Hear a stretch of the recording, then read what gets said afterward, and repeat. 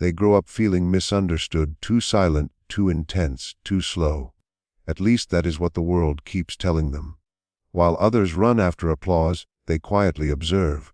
While others hurry into careers, relationships, and ready-made identities, they pause, not because they are afraid, but because they are deep. Carl Jung believed that the rarest personality is not created for early victory. It is shaped for late emergence. These individuals often feel out of rhythm with time itself. As children, they sense more than they can explain. As young adults, they struggle to fit into systems built for speed, noise, and imitation. Society rewards the loud, the aggressive, the quickly adaptable. But Jung warned, what adapts too easily often lacks a true self. The rare personality carries an inner heaviness, a long period of incubation. Their life does not move in straight lines. It circles inward before it expands outward. They fail early, they wander, they seem lost, but beneath that delay something is forming. A self that is not borrowed, a mind that is not programmed, a purpose that cannot be forced, and when they finally rise, it is not dramatic, it is unavoidable. This is not about motivation. It is about understanding why the rarest personality often succeeds after everyone else, and why that delay is not weakness, but the very source of their strength. If you have always felt late to life, this may explain everything. There is a type of person Carl Jung spoke about indirectly, cautiously, almost reluctantly. Not because it was small, but because it was uncommon. This personality does not control classrooms, it does not sparkle in early careers. It does not move quickly, compete loudly, or search for validation. Instead, it watches carefully. Jung understood something most modern psychology overlooks. Human development is not equal for everyone. Some personalities are made for early adaptation. Others are meant for late individuation. And the rarest personality belongs to the second group. From the start of life, this person feels different. Not better, not worse, just slightly misaligned. As a child, they often appear inward, serious, or strangely mature. They ask questions that do not match their age. They feel emotions they do not yet have words for. But here is the paradox. While they may seem old inside, they are outwardly delayed. They struggle in systems that reward speed, obedience, and copying. School punishes them. Society misunderstands them. Peers seem to outgrow them, or so it looks. Jung believed this early friction was not random. It was psychologically necessary. Their inner world is too powerful. Most people build identity by absorbing the outside world. They copy values, goals, behaviors. This creates early confidence but often weak foundations. The rare personality is different. Their inner world is unusually vivid. Thoughts, symbols, emotions, intuitions all clash at once. Jung would describe this as a psyche where the unconscious is highly active. This creates difficulty early in life because when the inner world is louder than the outer one, adaptation becomes hard. They cannot simply become what society asks them to be. Not because they are rebellious, but because their psyche refuses false alignment. So they hesitate. They delay decisions others make easily. Career choices, relationships, beliefs, identities. From the outside, this looks like confusion. From the inside, it feels like suffocation. Jung warned that forcing such individuals into early identities can create lifelong neurosis. The psyche splits when it lives a life that does not belong to it. So the rare personality unconsciously resists early success. In their 20s, the contrast becomes painful. Others move forward with promotions, marriages, status, confidence. The rare personality feels stuck. They may move from one path to another. They may retreat into solitude. They may appear unmotivated or lost. But Jung would say this is not stagnation, it is incubation. Their psyche is building something unseen. While others are building social structures, the rare personality is building psychological structure. They are asking questions most people delay until midlife. Who am I really? What is authentic? What part of me is shadow? What is borrowed? What is true? These questions slow you down, but they protect you later. Jung observed that many who succeed early collapse internally later. Midlife crisis, depression, emptiness. These are signs of a life lived without individuation. The rare personality pays the cost early so they do not pay it later. One of Jung's most unsettling ideas was simple. Greater consciousness brings greater suffering. The rare personality is often painfully aware of hypocrisy, manipulation, social games, power struggles, and meaninglessness. They see through illusions others depend on to function. This makes early participation difficult. How do you compete in a game you do not believe in? How do you chase status you do not respect? How do you copy a life that feels empty? So they withdraw, not always physically, but psychologically. This withdrawal is often mistaken for weakness. In truth, it is self-protection. Jung believed the psyche will sabotage external success if it threatens inner integrity. That is why the rare personality often fails when success comes too soon. The soul refuses to cooperate.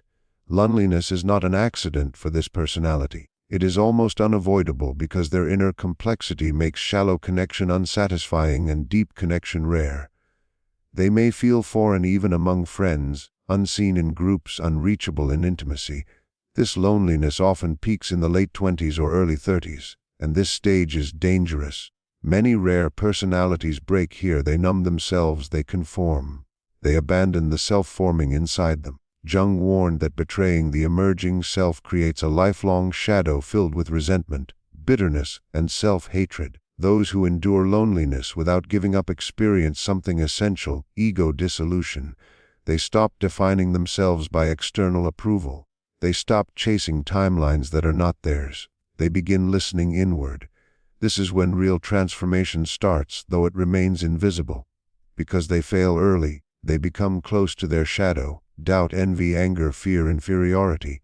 Most people push these away. The rare personality studies them. They question their motives. They examine their darkness. This inner confrontation is exhausting, but it builds depth. Jung believed only those who integrate their shadow can hold real power later in life. Power without shadow integration becomes tyranny, addiction, or collapse. That is why the rare personality matures slowly but strongly. They do not build on denial, they build on truth.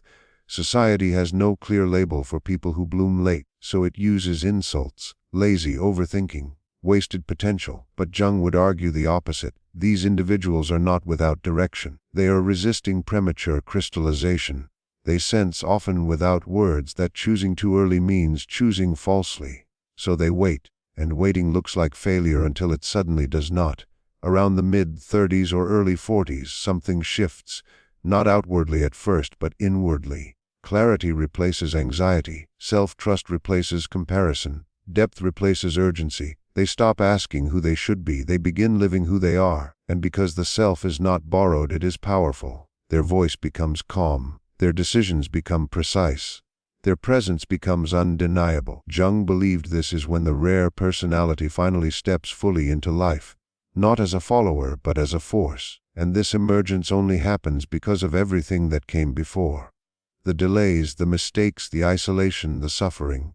None of it was wasted. It was preparation. Most people live by imitation long before discovering themselves. They inherit ambitions, values, timelines without question. It works at first. Society rewards adaptation. It rewards speed. It rewards obedience disguised as ambition. The rare personality cannot maintain this for long. By their 30s, something essential has changed inside. While others exhaust themselves maintaining identities chosen too early, the rare personality feels a quiet inner stability.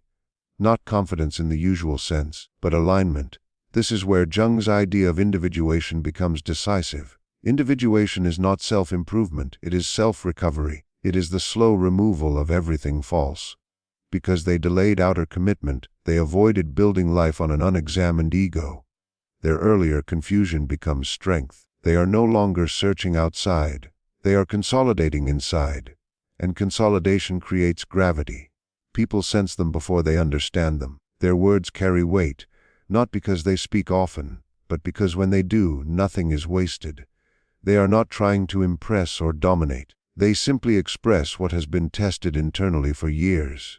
Jung believed authority that is not integrated collapses under pressure. Authority born from individuation does not need reinforcement. That is why the rare personality rises quietly.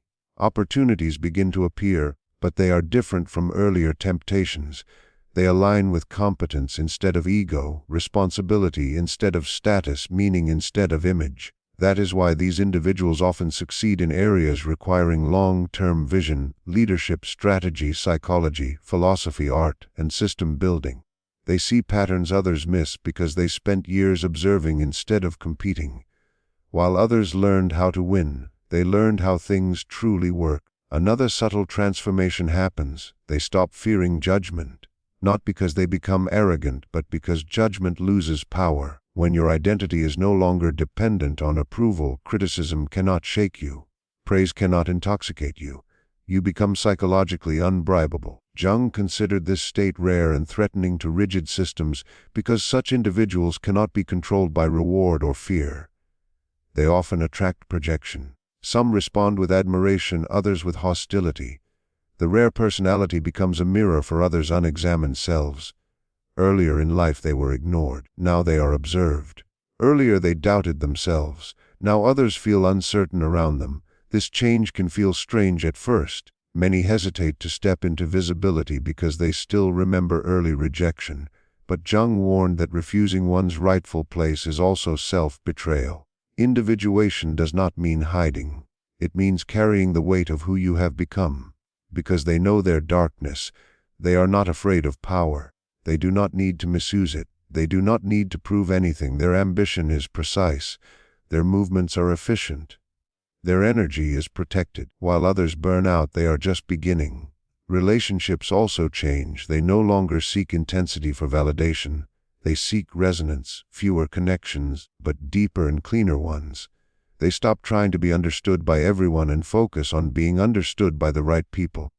Jung saw this as maturity, the ability to be misunderstood without becoming bitter. Bitterness is the final test. Many who almost reach this stage fail here. They look back at lost years with resentment. They compare themselves to false timelines and poison their own growth. Those who succeed reinterpret the past. They no longer see delay as failure but as protection and preparation. This new meaning releases energy. They integrate the past instead of dragging it behind them. Their story becomes coherent. Not flashy, not dramatic, but internally consistent. Their influence grows quietly, not through force but through example. Others sense stability in a fragmented world. They become anchors. Jung believed such individuals often become guides without planning to mentors without advertising, leaders without titles. Their presence changes environments, yet they remain free. They are not obsessed with outcomes. They are not chasing legacy.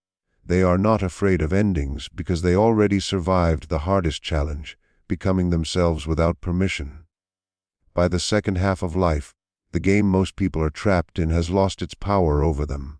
Status no longer tempts them. Approval no longer directs them. Fear no longer rushes them. Jung believed the second half of life is not for outward expansion, but for upward expansion, meaning wisdom and integration. Most never reach this stage because they spend their energy defending identities built too soon.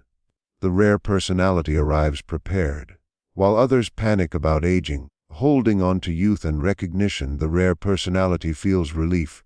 They are finally in harmony with time. Their energy increases because it is no longer divided. They are not pretending, proving, or performing. Their psyche is unified, and a unified psyche is powerful. Their peak often comes after 40. Not louder, not brighter, but undeniable. They move slowly now, not from doubt, but because haste is unnecessary. Every decision is thoughtful. Every commitment intentional. Waste disappears. Jung believed this stage creates a rare authority without domination. People listen because something feels solid. They follow because something feels genuine. These individuals reshape environments rather than adjust to them. They do not rebel loudly. They simply refuse to participate in what is false, and that alone unsettles weak systems. Their success seems effortless, but it rests on decades of inner work. Failures refined perception. Loneliness sharpened judgment. Delay prevented corruption. And unlike early success, this kind does not decay from within. There is no collapse because there is nothing to escape from. Their life makes sense to them. That is the final reward Jung spoke of. Not happiness, not wealth, not applause, but inner coherence, the feeling that your life truly belongs to you. When someone reaches this state, nothing outside can truly threaten them. Loss hurts but does not destroy. Criticism stings but does not derail. Even death is faced differently, not as interruption but as completion. This is why Jung believed the rarest personality represents psychological evolution itself, a human being who does not trade the soul for speed or truth for approval. If you have felt late, out of rhythm, misunderstood, you may not be behind. You may simply be early for a different kind of life. And if this message speaks to you, if you recognize your own path here, subscribe to the channel. These videos are not for everyone. They are for those walking the long road of individuation, depth, and self-mastery. Stay with us. The rare path can be lonely, but you do not have to walk it without understanding.